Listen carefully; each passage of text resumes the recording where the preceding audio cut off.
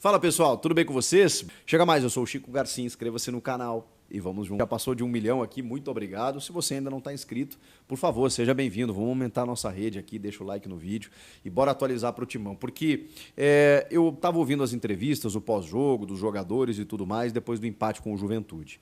E assim, claro que houve uma frustração muito grande, né? O Corinthians produziu, mas não podia não ter saído com a vitória, né? Até pela configuração da rodada, o Corinthians ficou na 18ª posição, terrível, terrível. Tem jogos a mais do que muitos concorrentes dali, como, por exemplo, o Grêmio e o Fluminense. O Grêmio tem 2 jogos a menos e já saiu, está com 21 pontos, mas tem um pontinho da zona, né? O Inter tem 5 jogos a menos, que é o primeiro fora da zona. O Fluminense tem 1 jogo a menos. O Cuiabá tem 1 jogo a menos e o Corinthians está ali, com seus 21 já jogados, e é o 18º. Cuiabá e Atlético Goianiense estão abaixo, Fluminense está acima, o Inter é o primeiro fora da zona, o Vitória é 15º, o Grêmio 14º, Juventude 13º, Criciúma 12º, e tem uma distância muito pequena, né? Se a gente olhar aqui, ó, são 3 pontos. O Fluminense, que é o primeiro da zona, tem 20. São 4 pontos do 11º até o primeiro da zona. Tá todo mundo no bolo. E o Corinthians precisava ter ganhado esse jogo, né? Era o jogo para vencer. Tem algumas impressões de que a dupla Ramon e Emiliano Dias, eles ficaram muito abatidos com o resultado. E isso foi visível na entrevista coletiva. Questionados sobre Campeonato Brasileiro, rebaixamento, cuidado com as Copas e tal, resumidamente, eles falaram o seguinte, que eles vieram para cuidar do brasileiro. Eles vieram para cuidar do Campeonato Brasileiro e que eles não admitem o Corinthians disputar rebaixamento. Disputar para a permanência, no caso, né? Para ficar na zona do rebaixamento ou mesmo ali fora. Que eles têm uma perspectiva do Corinthians muito diferente, mas que não está acontecendo, pelo menos nesse momento. Eles entendem que o Corinthians produziu, que faltou gol, né? Eu sei que é uma análise meio simplista, né, do treinador fazer, mas eu preciso concordar, porque assim, os atacantes, já fiz um vídeo aí analisando o jogo, vocês sabem, né, foram muito incompetentes, né? O Corinthians teve a bola, teve tudo para fazer o 2, o 3, o 4, o 5, para golear o Juventude, mas os caras foram muito incompetentes. E é algo que ele vai ter que trabalhar. O Corinthians está tentando ir ao mercado, buscar reforços, eu já vou falar sobre isso, mas com o material que ele tem, ele precisa saber trabalhar com o que ele tem. E os caras que lá estão, eles precisam resolver né, a parada enquanto não chegam reforços. Também não pensem que vai chegar um monte de salvador da pátria aí, porque muito do que está no elenco hoje é o que vai seguir até o final do ano. Esse ano é de travessia, você tem que chegar do outro lado. O Corinthians não pode pensar em outra coisa. Só que tem as Copas, tem um jogo decisivo com o Grêmio, e é curioso, né, porque o Grêmio estava com um jogador a mais e o Corinthians quase venceu o jogo. Hoje, o Corinthians tinha 2 jogadores a mais e não conseguiu ganhar do Juventude. O futebol é meio louco, né? Então, às vezes, por ser Copa e tal, se o Corinthians passar pelo Grêmio, ganha uma moral, uma confiança, mas aí, brasileiro. Olha a situação que está no brasileiro. O Corinthians não consegue relaxar. Mesmo que classifique na Copa, vai chegar no final de semana e vai pensar, caramba, Bragantino, precisamos ganhar. Precisamos ganhar. E me pareceu claro que eles estão preocupados porque nessa altura do campeonato, talvez a sensação, até por eles terem saído da zona com 3, 4 jogos, né, a sensação deles é de que, cara, nesse momento já era para estar livre, já era para estar um pouquinho mais, respirando um pouco melhor, e isso ainda não aconteceu. O Fluminense cresceu, o Grêmio cresceu, o Vitória conseguiu uma vitória sobre o Palmeiras fora de casa nos últimos jogos, aí já deu uma reagida, mas aí você tem ali o Atlético Goianiense se afundando, o Cuiabá também nos últimos jogos, e o Corinthians não conseguiu. E bastava vencer hoje, estava fora, seguia fora. E ainda tem muito a ser conquistado, né? Mas assim, o fato de você se manter fora da zona, ele é muito significativo. O Corinthians não conseguiu, voltou para a zona. É mais um complicador daqui para frente. Quem abriu a série de entrevistas na bancada da sala de conferências foi Fabinho Soldado, para falar sobre a arbitragem. Eu confesso para vocês que eu fiquei um pouco constrangido. Não porque o Corinthians não tenha direito de reclamar. Eu acho que o gol do Alan Ruschel ele é discutível. Ele é discutível. Primeiro que o VAR fez uma lambança, né? Validou, não sei o quê, o estádio comemorou. Mas, bom, isso é o de menos, né? O que importa é se o gol valeu ou não, se o jogador estava impedido ou não. E, cara, eu até agora tenho dúvidas. E a forma como eles traçam a linha me parece equivocada, né? Porque o jogador está inclinado. E aí você tem que pensar qual é a parte do corpo do jogador que está mais próximo da linha de fundo. Mais próxima da linha de fundo, ou da bola, no caso, né? Para que ele fique na mesma linha da bola ou não. O VAR entendeu que ele estava na mesma linha. Eu realmente tenho dúvidas. Agora, o Fabinho Soldado, eu acho, a sensação que me passou, tá? Vocês podem me corrigir se eu estiver errado. A sensação que me passou é, bom, tá todo mundo reclamando de arbitragem, eu não vou ser o Joãozinho do passo certo aqui, eu vou reclamar também. Eu vou me posicionar. Só que ele escolheu o pior jogo para isso. Porque ele escolheu um jogo em que o Corinthians teve 11 jogadores contra 9 do Juventude dentro de casa e ele não ganhou. Então, como que eu não teria essa cara de pau? De verdade. Ah, Chico, mas se é um lance irregular, tem que reclamar. Tá bem. Mas quantos não tiveram aí em outros jogos? Nesse jogo, tem que ter muita cara de pau para reclamar da arbitragem ou reclamar de qualquer coisa que não seja da própria competência do time. Se você quiser reclamar do vento, um jogo 4 da tarde, temperatura agradável, gente, desculpa, torcida apoiando, praticamente o time titular, com exceção de 2 que estavam até sendo contestados pela torcida, o Romero e o Yuri Alberto. Ele botou o ataque que todo mundo queria ver, Wesley e Giovani. O restante, todo mundo. Ah, Félix Torres, tá bom. É um cara que eu não botaria no time titular. Mas o Ramon entende que o Félix Torres é seu titular. Ele botou todo mundo que ele tinha à disposição. E não conseguiu ganhar do Juventude. Que até preservou, tá? Tem uma preservadinha ou outra porque tem o Fluminense no meio da semana. E o Corinthians não conseguiu ganhar do Juventude.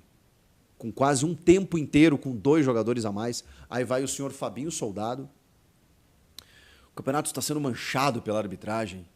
Irmão, não. Desculpa. Eu não quero ser desrespeitoso, mas eu tenho que perguntar. Quem é Fabinho Soldado? Desculpa. Ele não tem nenhuma representatividade e aí me espanta muito que o Augusto Melo ele tenha entregado o vestiário, a chave do clube nas mãos do Fabinho. Porque o Fabinho ele faz tudo agora, né? Primeiro que esse é um posicionamento que não tem que ser do executivo. O executivo contrata, trabalha no gabinete. É um cara forte do futebol, quer trabalhar no vestiário, no apoio aos atletas. Essa é a função do diretor executivo. Não ficar se expondo dessa maneira. Isso é uma palavra do dirigente, do vice de futebol estatutário. Cadê esse cara? Cadê o diretor de futebol? Não existe, né? Porque ele mandou embora o Rubão, não trouxe ninguém. Por quê? Porque o Fabinho Soldado começou a tomar conta de tudo. E o presidente, que aí sim, pela instituição, pela voz que tem, mas ele não quer falar, ele está meio resguardado nesse momento, quer trabalhar, quer focar, está tudo certo, Augusto. Eu apoio isso. Mas em determinados momentos você precisa se manifestar. O torcedor quer ouvir a sua voz. O torcedor quer ver o presidente defendendo a causa do clube. E esse era o caso. Quer reclamar de arbitragem? Eu sou contra num jogo como esse. Sou contra. Mas não põe o Fabinho Soldado, que não tem representatividade nenhuma, que era um gerente de scout até poucos meses, e que chegou no Corinthians para ter a maior missão e o maior desafio da sua carreira, e que, beleza, começou a trabalhar, fazer lá o seu corre, está tudo certo. Mas não é função de executivo. Se expor dessa maneira, reclamar da arbitragem, fazer uma reclamação institucional, como se ele fosse dono do clube, do vestiário, do futebol, isso me constrange. Eu não consigo gostar. Se você gostou, deixe sua opinião aqui. Se você achou legal a manifestação, num jogo como esse, aqui, ó, desceu atravessado. Não é possível. Não é possível que os caras reclamaram de arbitragem, né, por conta de um lance, num jogo em que, sabe, aí teve esse lance, teve a expulsão do Gabriel Vasconcelos, que talvez o Juventude até reclame, eu acho que foi bem expulso, mas, enfim, uma arbitragem de um cara inexperiente, né, o Lucas Torresini, mas assim, de verdade, não foi por isso que o Corinthians não ganhou o jogo. Não foi por isso. Foi pela falta de competência dos seus atacantes. E talvez até pela falta de competência dos dirigentes, que não montaram um elenco suficiente para que hoje o técnico Ramon Dias, com meia dúzia de jogos, pudesse fazer o time jogar mais. A incompetência também é deles, também é dos dirigentes. E aí os caras direcionar para a arbitragem, 11 contra 9, o Juventude dentro de casa, aí tá muito errado mesmo. Esse jogo foi simbólico. Eu não acho que o Corinthians vai cair, de verdade. Estou falando sério aqui. O Corinthians tem muito tempo para escapar. Mas como deixou, não pode deixar nos últimos 5 minutos para ganhar um jogo em que você está com 2 jogadores a mais, porque aí vira desespero, e foi o que aconteceu no segundo tempo contra o Juventude, né? Foi uma coisa mais de... O Ramon começou a botar atacante, tipo, vai, vamos ver o que acontece. Porque é o que acontece. Né? O Juventude está retraído, você está querendo fazer o gol, e aí vira aquele, né, o bumba meu boi. Assim como não dá para deixar para o final, porque aí vira desespero, não pode deixar para as últimas 5 rodadas para resolver a vida. Porque aí a perna vai ficar desse tamanho, a pressão vai ser muito grande e aí vai se enredar. Então, assim, tem tempo, tá? Mas tem que começar a reagir logo.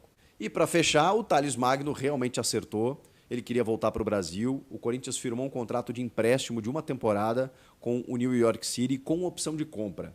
Eu acho interessante essa medida porque os caras querem 12 milhões de dólares, 13 milhões de dólares pelos jogadores. Pagaram 12 para o Vasco.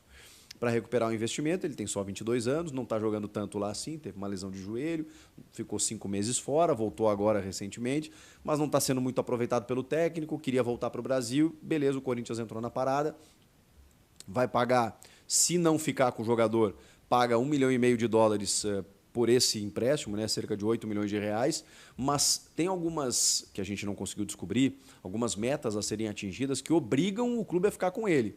Então, assim, se ele cumprir um determinado número de jogos, gols, assistência, alguns números assim nesse sentido, o Corinthians vai ter que desembolsar 78 milhões de reais, que são os 13 milhões de dólares pedidos pelo clube na opção de compra depois de uma temporada. Então, tem esse risco, né?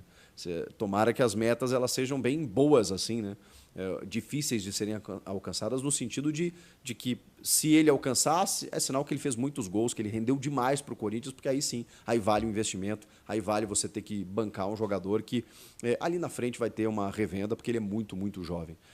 Só que fica nessa condição, né? Se daqui a pouco ele arrebenta aqui, você é obrigado a comprar. E é um valor bem alto. Se não for, o Corinthians paga pelo valor de empréstimo e libera ele para voltar ao New York City. Tem uma temporada para a gente saber se ele vai dar certo ou não. Eu acho que pela bola que ele tem, joga fácil nesse time e vai ajudar, tranquilamente vai ajudar, porque o Corinthians está precisando especialmente para o setor ofensivo.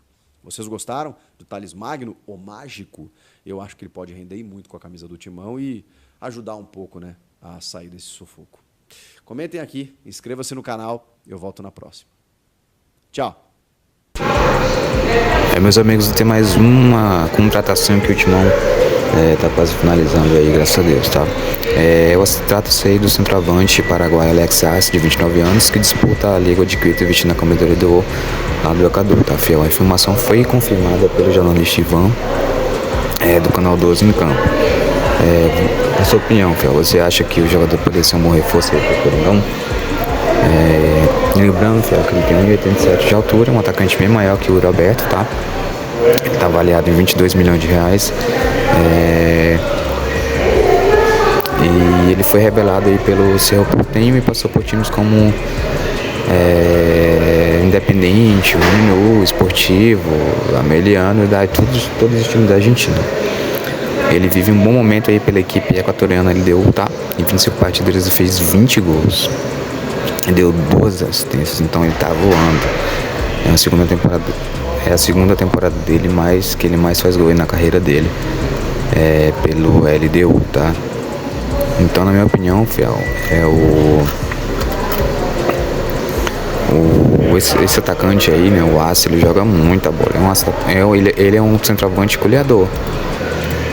Tá? Com ele não tem esse lenga-lenga, não tem frescura não. Ele é um jogador forte aí, um jogador realmente que vai lançar a rede. Um jogador muito, muito, muito, muito bom mesmo. Na minha opinião, seria uma ótima contratação aí para a equipe do Corinthians. Mais uma contratação boa aí para fechar o elenco, tá? Então, se você curtiu o nosso conteúdo, esmaga o dedo no like, se inscreve no canal, ativa as notificações. Um forte abraço a todos e até o próximo vídeo. Vai, Corinthians!